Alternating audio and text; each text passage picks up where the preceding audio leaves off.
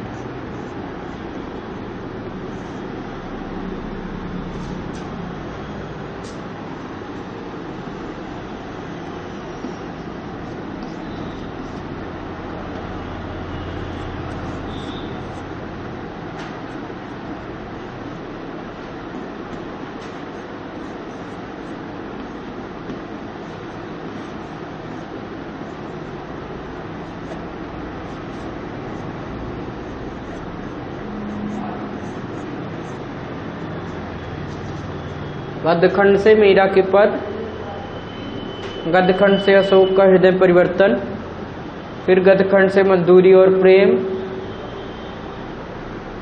ठीक है। मीरा के पद मीराबाई का जो कविता है वो नहीं है आपके सिलेबस में।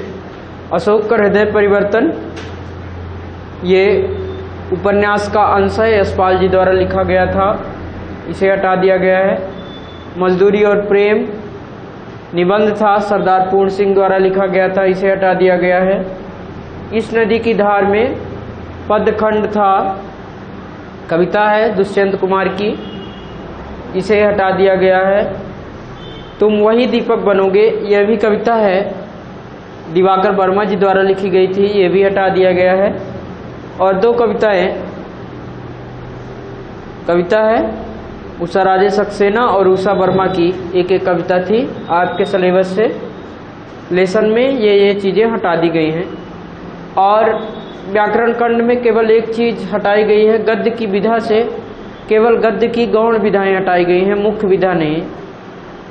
आप ध्यान देंगे, केवल गद्य की गौण विधाओं को हटाया गया है, लघु विधाओं को, छोटी विधाओं को। आप जब गद्य की विधा की पढ़ना शुरू किए थे तो हम बताए थे कि मुख्य विधा आपकी कौन कौन सी है और गौण विधाएं कौन कौन सी है।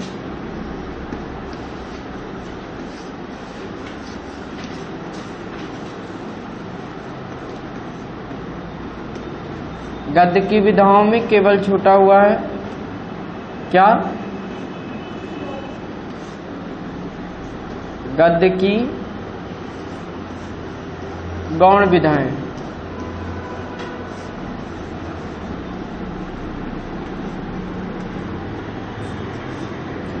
गद्य की गौण विधाएं आपको नहीं पढ़ना है, केवल मुख्य विधा पढ़ना है। मुख्य विधा वही नायु कन्या,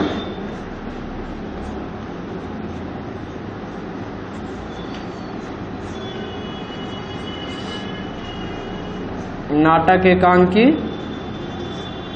उपन्यास, कहानी और निबंध,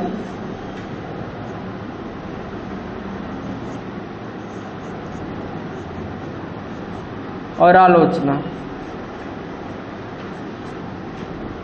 केवल इतनी चीजें पढ़नी है। निबंध आप पढ़ चुके हैं। जैसे जैसे आप लेसन में आगे बढ़ेंगे, जो भी गद्य की विधाएं आपको पढ़ने को मिलेगी, उन विधाओं के बारे में हम परिचय प्राप्त करते जाएंगे। आपको केवल गद्य की विधाओं को, इन्हीं विधाओं को पढ़ना है, गौड़ विधाओं को नहीं पढ़ना है। अब इसके अतिरिक्त बती हुई सारी विधाएं जो है वो गौड़ विधाओं के अंतर्गत सम्मिलित की जाएंगी, जैसे आत्मकथा, जीवनी, संस्मरण, रेखाचित्र, यात्रा वृत्तांत, पत्र लेखन, साक्षात्कार, भेंट वार्ता, जो भी इस तरह की विधाएं होंगी वो गौड़ विधाओं के अंतर्गत आती हैं, उनको आपको टच नहीं करना है। ठीक है, तो कुछ कुछ टाइप का आपको आसान हो गया है। हम चूँकि अब हमें तीसरा अध्याय नहीं पढ़ना है मीरा के पद, इसलिए हम सीधे पढ़ेंगे। मेरी जीवन रेखा आत्मकथा है और निबंध टाइप में लिखा गया है।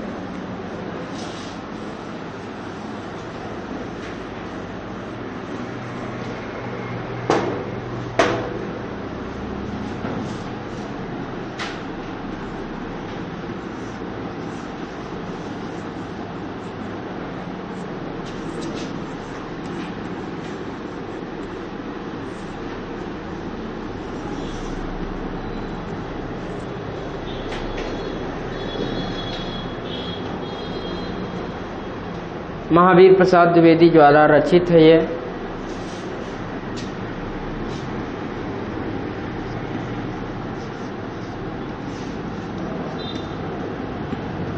इनके नाम पर कौन सा युग है? द्विवेदी युग। Very good. इनके नाम पर द्विवेदी युग है। मेरी जीवन रेखा, आइए पढ़ते हैं महावीर प्रसाद द्विवेदी को। महावीर प्रसाद द्विवेदी का जन्म सन 1864 ईस्वी में ग्राम दौलतपुर, जिला रायबरेली, उत्तर प्रदेश में हुआ था। प्रारंभिक शिक्षा के उपरांत बम्बई चले गए। वहाँ इन्होंने संस्कृत, गुजराती, मराठी और अंग्रेजी भाषा का अध्ययन किया। सन 1903 से 1920 तक सरस्वती पत्रिका का संपादन किया। इस अवधि में हिंदी भाषा और साहित्य के लिए इनका अवदान अविस्मरणीय है।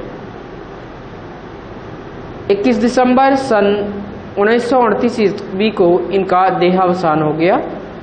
हिंदी गद्य के विकास में आचार्य महावीर प्रसाद द्विवेदी का अत्यंत महत्वपूर्ण योगदान है। विनय विनोद काव्य रचना है इनकी। विचार विमर्श, साहित्य संदर्भ, नैसद चरित्र चर्चा, अद्भुत आलाप, साहित्य सीकर आदि आपकी प्रमुख रचनाएं हैं। हिंदी साहित्य में महावीर प्रसाद द्विवेदी जी का मूल्यांकन तत्कालीन परिस्थितियों के संदर्भ में ही किया जा सकता है। मतलब इनको जानने के लिए उस समय की आपको परिस्थितियों का ज्ञान होगा, तभी इनके बारे में आप मूल्यांकन कर सकेंगे, अन्यथा नहीं कर सकेंगे। वह समय हिंदी के कलात्मक विकास का नहीं, हिंदी के अभावों की पूर्ति का था। मतलब उस समय हिंदी अपने विकास की ओर थी, लेकिन विकास नहीं हो पाया था।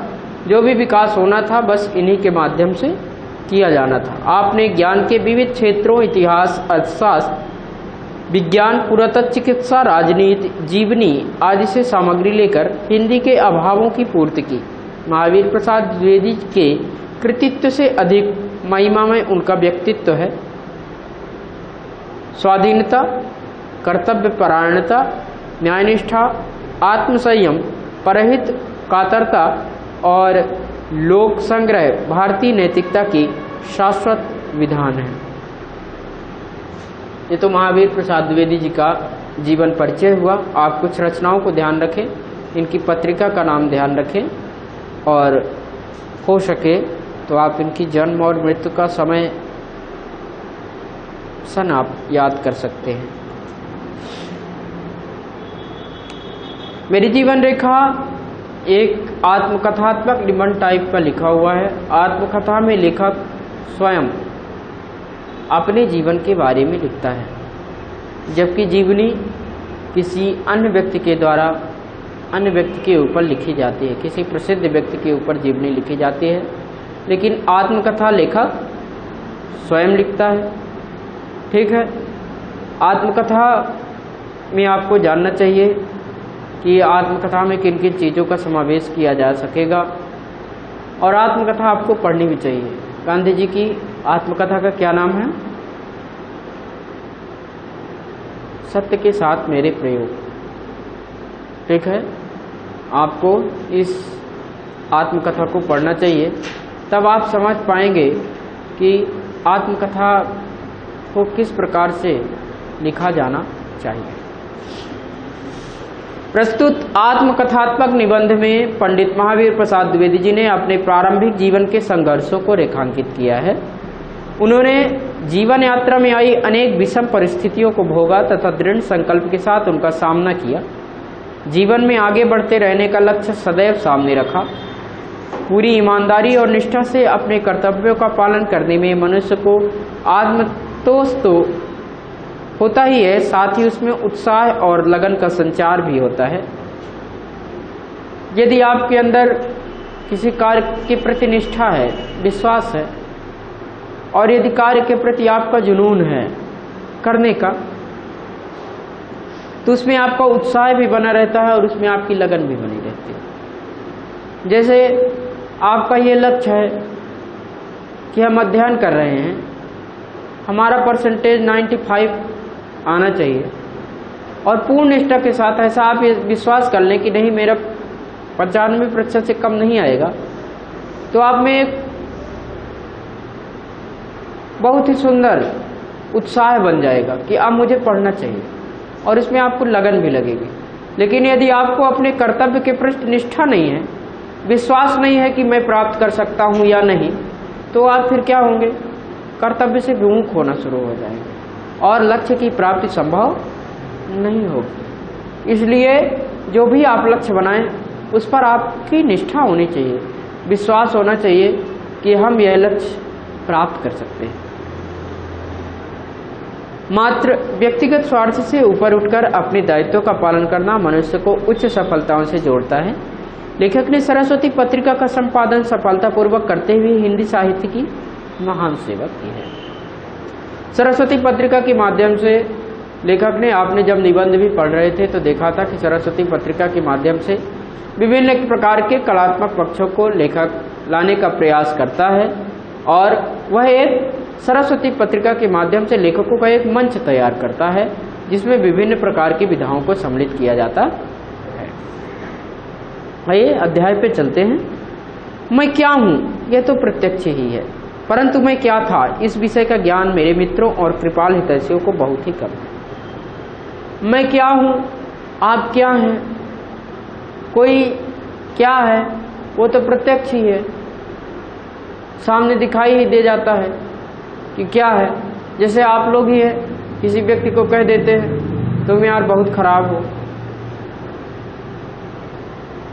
ठीक है, तो लेखक कह रहे हैं मैं क्या हूँ, यह तो प्रत्यक्ष ही है, लेकिन मैं क्या था, इस विषय का ज्ञान मेरे मित्रों और कृपाल हितैषियों को बहुत ही कम है।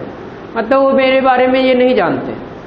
जैसे आप कहें आप बहुत खराब हैं, तो आप खराब क्यों बन गए, इस बारे में वो व्यक्ति नहीं जानता है क्या? तो ऐसे ही लेखक कह रहे हैं कि मैं क्या हूँ, यह तो प्रत्यक्ष ही है, सामने ही दिख जाता है, लेकिन मैं क्या था, मेरा संघर्ष कैसा रहा, इसके बारे में मेरे मित्रों और मेरे जो हितैषी बंधु थे, मेरा जो हित चाहते थे, उनको कम ज्ञान है कि मैं क्या था। उन्होंने मुझे अनेक पत्र लिखे, अनेक उलाहने दिए हैं। वे चाहते हैं कि मैं अपनी जीवन कथा अपने ही मुंह से कह डालूं, पर पूर्ण रूप से उनकी आज्ञा का पालन करने की शक्ति मुझ में नहीं है, क्योंकि कुछ चीज़ें जीवन में ऐसी होती हैं जिसे आप बता नहीं सकते। संघर्ष के पड़ाव में कुछ चीज़ ऐसी होती हैं जिससे बताने में आदमी कतराता है। जैसे आज कोई मनुष्य ठाट बाट से रह रहा है, बढ़िया सुंदर कपड़े पहन रहा है, बढ़िया स्वच्छ वातावरण में रह रहा है, अच्छा भोजन कर रहा है, लेकिन पूर्व में वह क्या था, हो सकता है कि उसके संघर्ष में उसको तन को ढकने के लिए कपड़े न मिल रहे हों, या भोजन करने के लिए अच्छा भोजन न मिलता रहा हो। लेकिन विभिन्न संघर्षों के बाद भी जब आज वह ऊंचाइयों पर पहुंच जाता है, तो व्यक्ति अपने भूत को, मतलब जो पूर्व का समय है, उसको भूलने का प्रयास करता है और उसे उजागर नहीं करता और ना ही बतलाने का प्रयास करता कि मैं क्या था। समझ रहे हैं? वो यह समझता है यदि ऐसी बात कह देंगे तो मेरे साख पर बट्टा लग जाएगा। मतलब यदि यह बताए, मुकेश अंबानी ये कहे कि मैं 500 रुपये घर से लेकर निकला था पेट्रोल पंप की नौकरी करने के लिए, समझिए, तो लोगों को क्या लगेगा, अरे निहायत गरीब था यार, ये समय भूल गया आज अपना, अरबपति हो गया, खरबपति हो गया, तो बताओ लोगों को पहचानता नहीं, किसी से मिलता नहीं। वो क्या समझेगा, मेरे साख में बट्टा लग जाएगा, इसलिए वो बताता नहीं है। लेकिन यदि किसी व्यक्ति को आप प्रोत्साहित कर दो, किसी व्यक्ति को आप प्रोत्साहित कर दो जो जीवन के बहुत ही निम्न स्तर से उठकर उच्च स्तर पर पहुंचा हो, यदि आप उसे प्रोत्साहित करो, कैसे, या तो कह के, या तो कुछ उलाहना दे के, जैसे हम कह दें कि यार छोड़ो, तुम लोग परसेंटेज नहीं ला सकते, तुम लोगों के बस की बात नहीं है, तुम लोग नहीं पढ़ सकते हो, कैसे भी कितनी भी मेहनत कर लो 40% से ऊपर नहीं ला सकते। इसका एक सकारात्मक पक्ष भी हो सकता है और नकारात्मक पक्ष भी हो सकता है। यदि तुम इस चीज को सकारात्मकता के रूप में ले लिए कि नहीं, कहना है कि हम नहीं ला सकते, क्यों नहीं ला सकते, कौन लाता है, हम ही तो लाते हैं हम, लेकिन दिखा देंगे लाके, परसेंटेज लाके दिखा देंगे कि हाँ चलिए देखिए फिर कैसे परसेंटेज आता है, और ये तो सकारात्मक पक्ष हो गया। लेकिन यदि इस उलाहना को आप नकारात्मक रूप से ले लेंगे तो आप निश्चित ही 60% लाइक रहे होंगे तो 40% लाइक ही बचे। सर कह रहे हैं कितनी भी मेहनत कर लो 40% नहीं आएगा, अब नहीं आ पाएगा। कह रहे हैं तो सही ही कह रहे होंगे, अब नहीं आ पाएगा। तो ये नकारात्मक पक्ष है। आपको हर समय सकारात्मक सोचना, पॉजिटिव थिंकिंग रखनी है। लेखक कहते हैं कि मेरे मित्र मुझे पत्र लिखते हैं और कहते हैं कि तुम अपने जीवन के संघर्ष में के बारे में लिख डालो, लेकिन मुझ में इतनी हिम्मत नहीं है कि मैं अपने संघर्षों को व्यक्त कर सकूं। अपनी कथा कहते हुए संकोच होता है, उसमें कुछ तत्व भी तो नहीं, उससे कोई कुछ सीख भी तो नहीं सकता। तथापि जिन सज्जनों ने मुझे अपना कृपा पात्र बना लिया उनकी आज्ञा का उल्लंघन भी धृष्टता होगी। धृष्टता का मतलब उनकी बात का उल्लंघन करेंगे। धृष्टता का मतलब क्या होता है, देखिए आप यहाँ देखा करिए, आप शब्दार्थ को पढ़ा करिए, शब्दार्थ को जब आप पढ़ेंगे तब आपके समझ में आएगा। कुछ शब्दार्थ आप पढ़ा करिए। धृष्टता का मतलब होता है उद्दंडता। यदि आप किसी बड़े बुजुर्ग की जो आपका हितैषी है, यदि उसकी बात आप नहीं मानते तो आपके दिमाग में क्या लगता है, अरे यार गलत किए, मतलब इतना हमको मानता है वो, हमको एक गिलास पानी नहीं दिए उसको, ऐसा लगता है। मतलब अपने आप को आदमी क्या करने लगता है, कोसने लगता है कि यार पापा कह रहे हैं पढ़ो, और बताओ यार जब पापा कहते हैं पढ़ो तो हम भी उनको डांट लेते हैं, हाँ आप दिन भर पढ़ो पढ़ो। दिन भर पढ़ने वाली कोई चीज़ है, हम पढ़ रहे हैं, हो गया, बस आप काम करिए अपना। कई सारे बच्चे ऐसे होते हैं जो अपने गार्जियन को ही हड़का लेते हैं। शांत रहिए, मम्मी कहे बेटा पढ़ लो, दिन भर मोबाइल है, अरे आप क्या जाने मोबाइल में ही पढ़ते हैं, बताओ, उन्हें समझाने लगते हैं। ऐसे ऐसे बच्चे हैं, लेकिन वो आपके अच्छे के लिए, भलाई के लिए कहते हैं, ऐसा आपको नहीं करना चाहिए। कहते हैं कि मेरे जीवन में ऐसा कुछ है नहीं जिससे कोई कुछ सीख सके, ऐसी कोई चीज़ बताऊं जिससे कोई कुछ प्रेरणा ले सके तो अच्छी चीज़ है।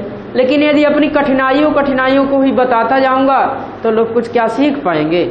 यदि नकारात्मकता ही किसी के अंदर मैं बताऊंगा, मान लीजिए मैंने कहा कि मैंने बहुत मेहनत की 10वीं में बेटा, दिन रात एक कर दिया, 22 घंटे पढ़ता था, केवल 2 घंटे सोता था, 22 घंटे में पढ़ता ही रहता था, तो मैं चाहे जहाँ रहूँ पढ़ता ही रहता था, मैं फिर भी मेरे 50% आए। कितनी भी मेहनत कर लो तुम 50% से ऊपर नहीं पा सकते। तुमको लगेगा यार मैं तो 18 घंटे पढ़ पाता हूँ, सर 22 घंटे पढ़ते थे तो कैसे नहीं कर पाए। तो क्या हो जाएगा, विचारधाराएं संकुचित हो जाएंगी और उस संघर्ष की राह आपको नहीं मिल पाएगी, है ना।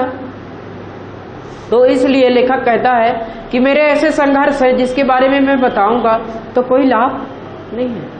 किसी को यदि इससे कुछ लाभ हो जाए मेरे संघर्षों से तो मैं उसको बतलाऊं, मैं उसको लिखूं। अतएव मैं अपने जीवन के संबंध रखने वाली कुछ बातें सूत्र रूप में सुना देना चाहता हूं। बड़े बड़े लोगों ने इस विषय में मेरे लिए मैदान पहले से ही साफ कर रखा है। बड़े बड़े लोगों ने पहले से ही बता दिया है उनके बारे में कि ये ऐसा व्यक्ति है, ये ऐसा व्यक्ति है। तो मैं सूत्र रूप में, एक सूत्र शैली में, सूत्र शैली जानते हैं क्या होती है? सूत्र शैली संक्षेप शैली होती है। सूत्र शैली यदि कोई कहे तो सूत्र शैली का मतलब है संक्षेप में। जैसे आप सूत्र पढ़ते होंगे कि साधारण ब्याज बराबर मूलधन गुणित दर गुणित समय बटा 100। अच्छा पढ़ते हैं, simple interest equal to principal into rate into time upon 100 सूत्र है। इसके द्वारा आपको प्रश्न मिला, उसको आप क्या कर देते हैं? विस्तार कर देते हैं। तो विस्तारवाद व्याख्यात्मक शैली कहला गई और सूत्र शैली संक्षेपण शैली कहला जाती है। ठीक है, शैली आप समझ गए, दो शैलियों में विभेद।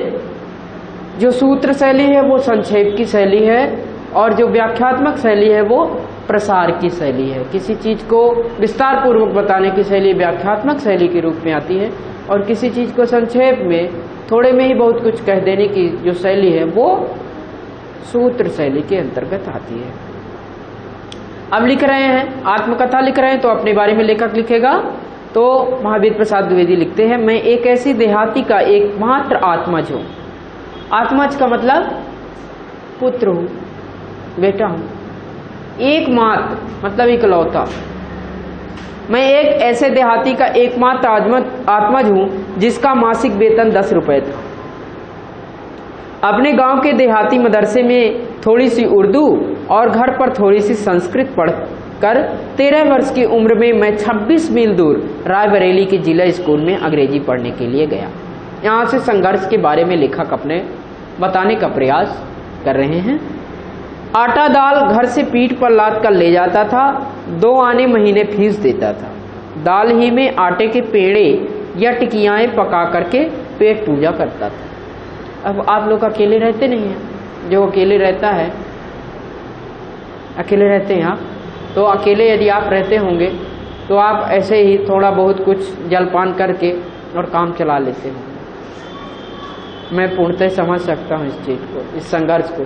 लेखक भी वही संघर्ष को बता रहे हैं कि मैं अंग्रेजी पढ़ने के लिए अपने गांव से 26 मील दूर। अब ये होमवर्क है आपका कि 1 मील में कितने कोस होते हैं। आपका ये प्रश्न ही है, अब आप कल ढूंढ के लाएंगे 1 मील में कितने कोस होते हैं और कितने कोस बराबर 1 किलोमीटर हो सकता है। लेखक 26 मील जाता था तो कितने किलोमीटर जाता रहा होगा। ठीक है, 1 मील में कितने कोस होते हैं और 1 कोस में कितने किलोमीटर होंगे। जैसे शेर, एक और शब्द आप सुने होंगे शेर। शेर तौल का एक मात्रक है, नहीं सब सुने हैं। मन, 1.25 मन लड्डू चढ़ाया, सुने हैं ऐसा। 2 शेर आटा ले आया, ऐसा सुने हैं।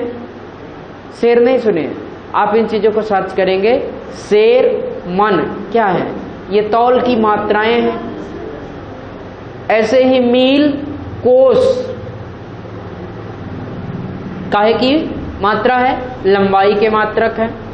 और गहराई का एक मात्रक और आप सुने होंगे देहात की भाषा में पुरसा, सुने हैं। इन चीजों को आप सर्च करेंगे घर जाके। ठीक है, लेखक कहता है रोटी बनाना तब मुझे आता ही नहीं था। मैं रोटी नहीं बना पाता था, इसलिए आटे की टिकिया को भून करके खा करके मैं पेट पूजा कर लेता था।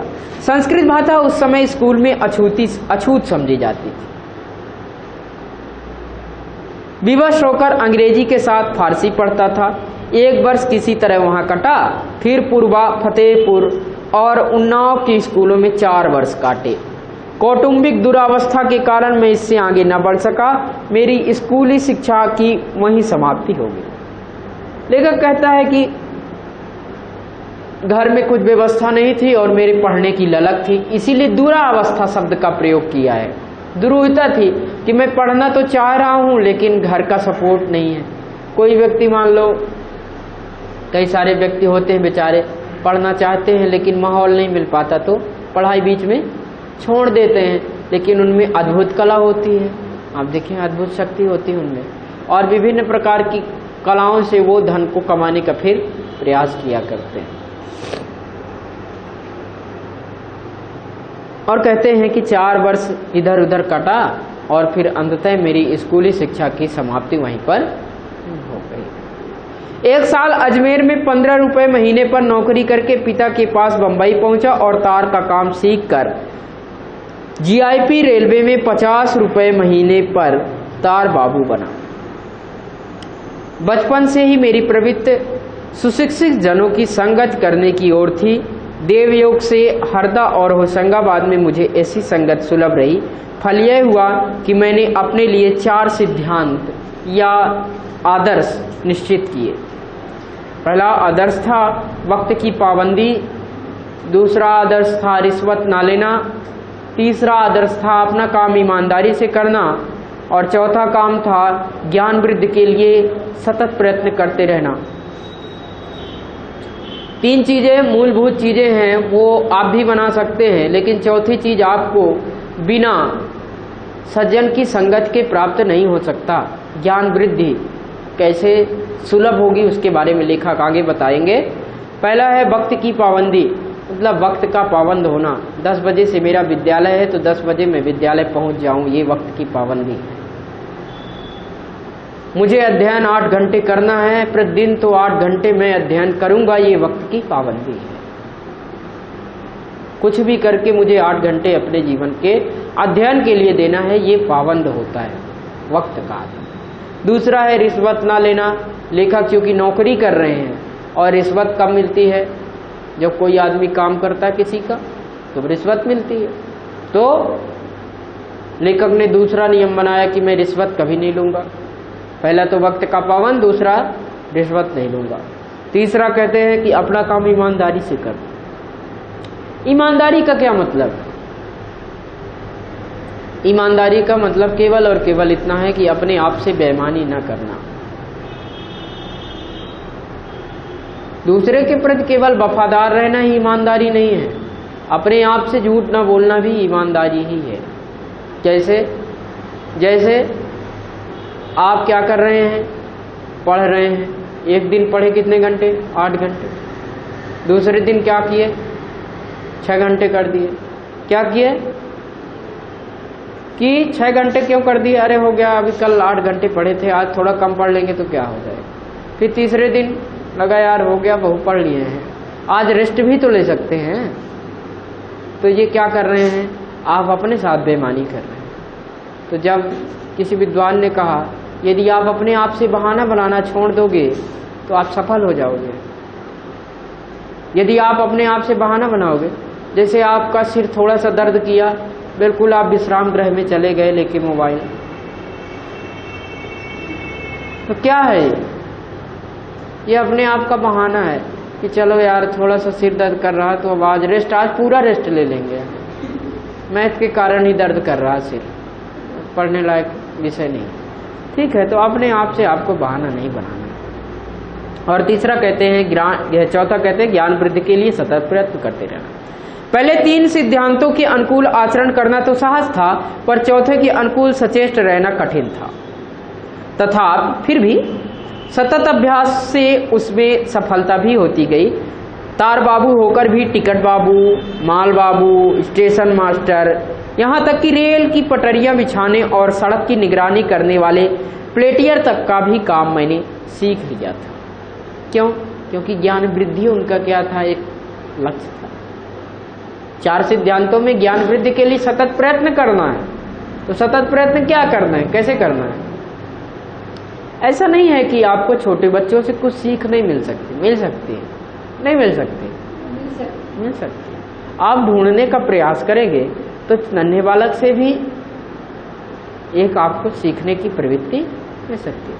तो सीखने की प्रवृत्ति में कोई छोटा या बड़ा नहीं होता है। यदि आपकी सीखने की ललक है तो आप प्रकृति से भी सीख सकते हैं, जड़ वस्तु से भी सीख सकते हैं और चेतन वस्तु से भी सीख सकते हैं। दोनों ही चीज़ों से सीखते हैं। जड़ चेतन दोनों से ही आप कुछ ना कुछ सीख ही सकते हैं।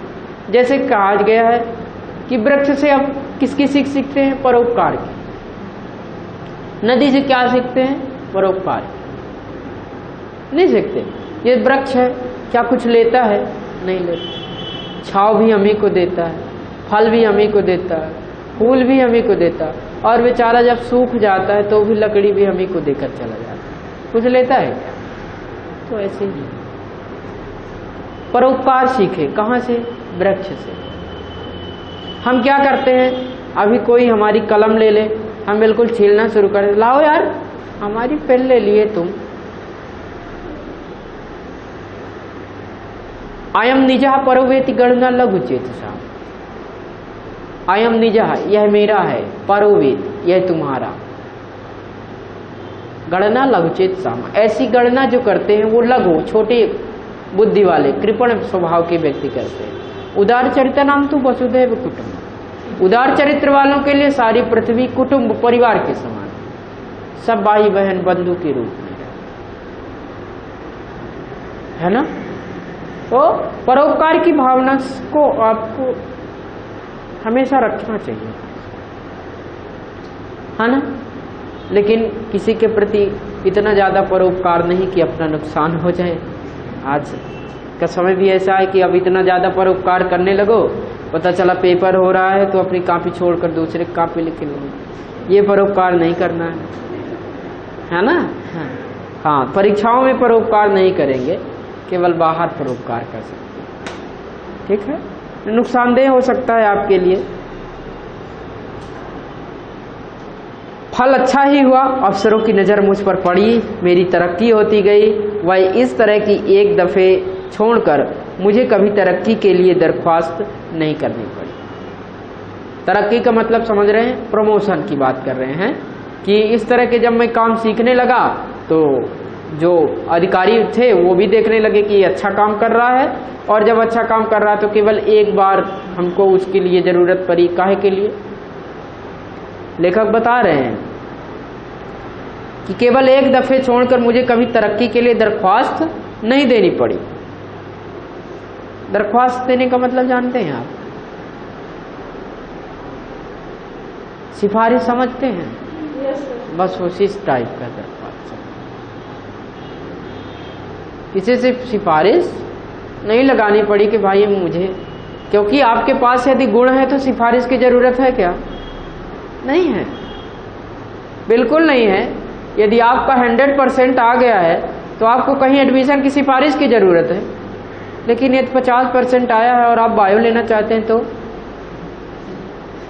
फिर मौसिया को ढूंढना पड़ेगा, करा दीजिए मेरा कहीं एडमिशन, है ना।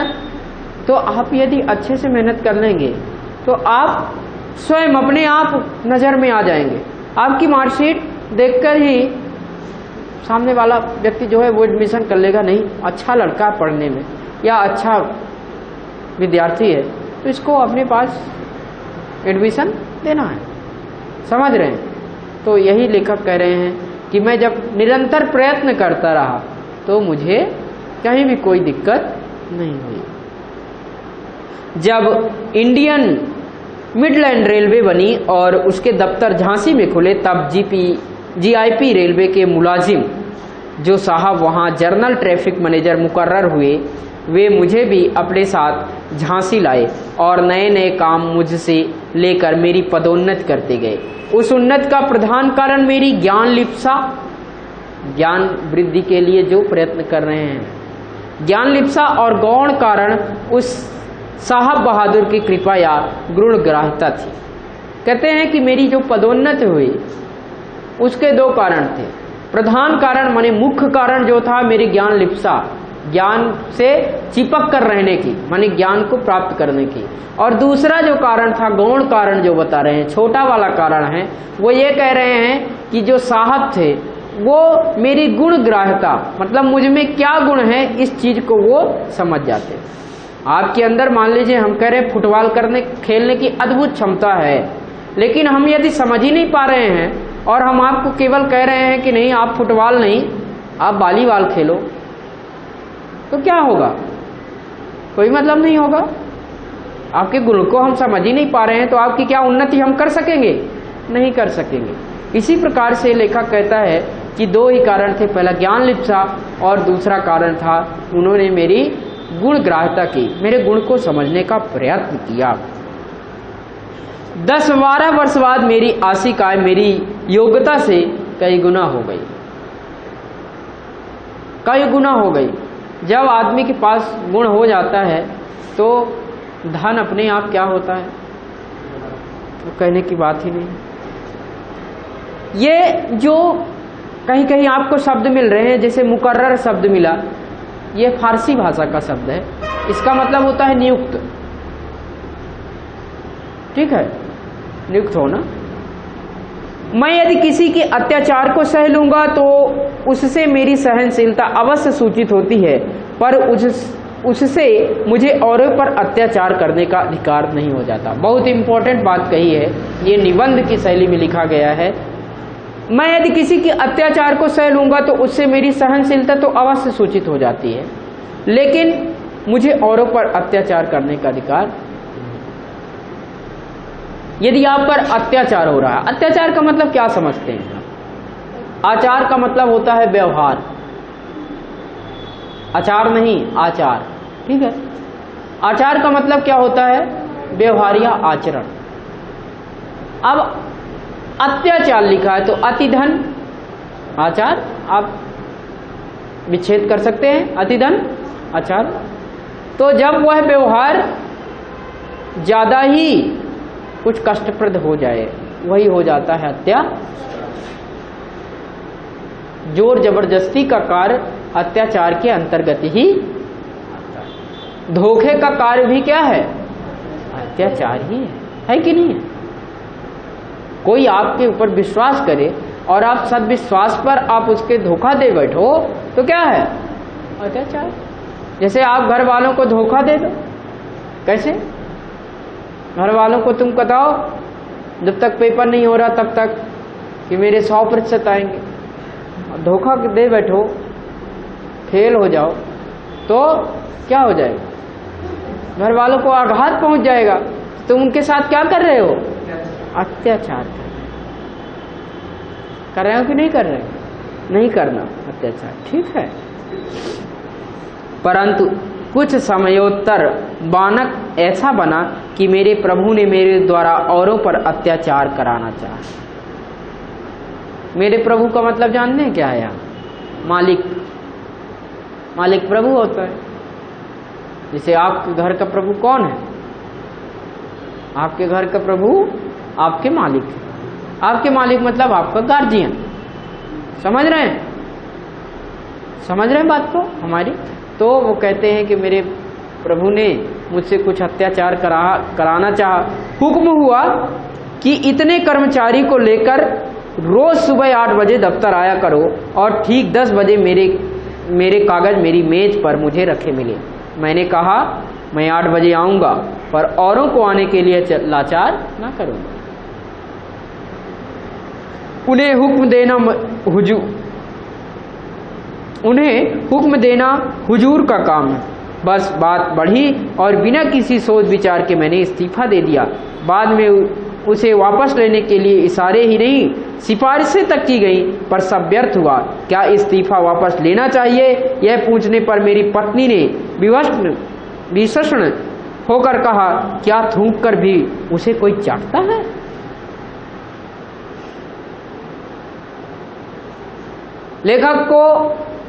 लेखक के अधिकारी ने आदेश दिया कि तुम रोज 8 बजे दफ्तर पर आओगे और इतने आदमियों को लेकर आओगे।